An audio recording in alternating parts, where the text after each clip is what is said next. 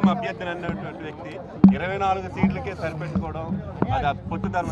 ఇది 24, 74, 94 పక్కన పెడితే ఏంటి రాష్ట్ర ప్రజలందరూ కూడా వాళ్ళు చూస్తున్నారు. అది రేపు ఎన్నికలప్పుడు దాని తాలూకా రిజల్ట్ కూడా వస్తుంది.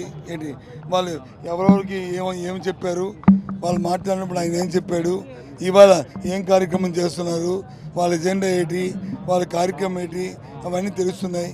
అవన్నీ చెప్తారు. ఇప్పటికే మా పార్టీ స్పందించింది దాని మీద. మళ్ళీ పదే దాని మీద స్పందించడం కూడా రైట్ కాదు. నేను ఏంటి అయినప్పుడు కూడా రాజకీయాలు అన్నప్పుడు పడినప్పుడు దానికి ఎజెండా ఉండాలి. ఆ ఎజెండాను ముందు చెప్పి అప్పుడు తర్వాత ఏమైనా చేయాలి.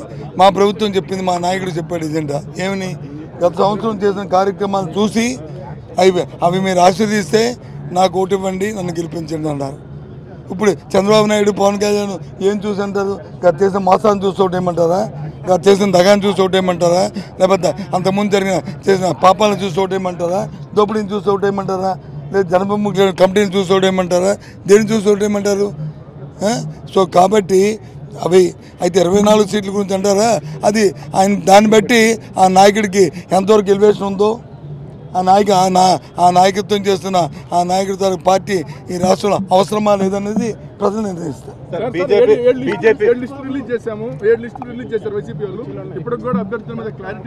ఇది ఎవరన్నారు లేదని,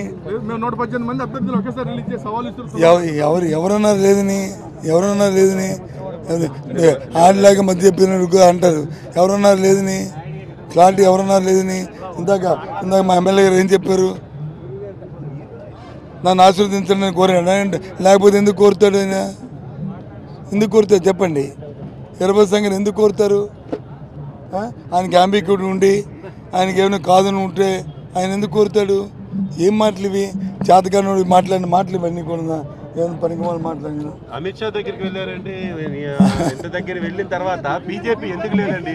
కాదండి, వాళ్ళు అమిత్ షా దగ్గరికి వెళ్తారా, లేకపోతే బాదుషా దగ్గరికి వెళ్తారా, లేకపోతే ఇంకో దగ్గరికి వెళ్తారా? మాకు అవసరం, మాకు అది ఇది కాదు. అమితాబ్ బచ్చన్ కలిసినా మాకేం సంబంధం లేదు. అమిత్ షాని కలిసినా, అమితాబ్ బచ్చన్ కలిసినా మాకు సంబంధం లేదు. మాకు కావాల్సింది మా పార్టీ సింగిల్గా మేము వచ్చి ప్రజలు నమ్ముకున్నాం. ప్రజలకు వచ్చి సంక్షేమ కార్యక్రమాలు చేస్తాం, అభివృద్ధి కార్యక్రమాలు చేస్తాం, మా ఎజెండా చెప్పాం, దాని మీద ఓటాడుతాం. వాళ్ళు అమిత్ షాని కలిసినా, అమితాబ్ బచ్చన్ కలిసినా, ఇంకోరిని కలిసినా, ఏం చేసినా వాళ్ళు అలాగే ఎలక్షన్ వరకు కలుస్తూనే ఉంటారు. ఎందుకంటే వాళ్ళకి క్లారిటీ లేదు, వాళ్ళకి విధానం లేదు.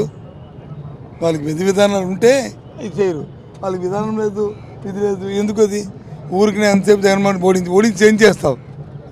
ఏం చేయాలి? మనం దోచుతున్నాకే జగన్మోహన్ ఓడించడం ఎందుకోసం? జగన్మోహన్ ఓడించాలి, జగన్మోహన్ గెలిపిస్తాను. ఇప్పుడు చెప్పాను కదా, ఈ రాష్ట్ర ప్రధానికి ఏం జరుగుతుంది, ఎంతమంది జరుగుతుంది, ఏం జరుగుతుంది అన్నీ చెప్పాం కదా. అందుకు ఆయన మళ్ళీ రావాలి ఈ రాష్ట్రానికి అవసరం అని చెప్పి చెప్తున్నాను.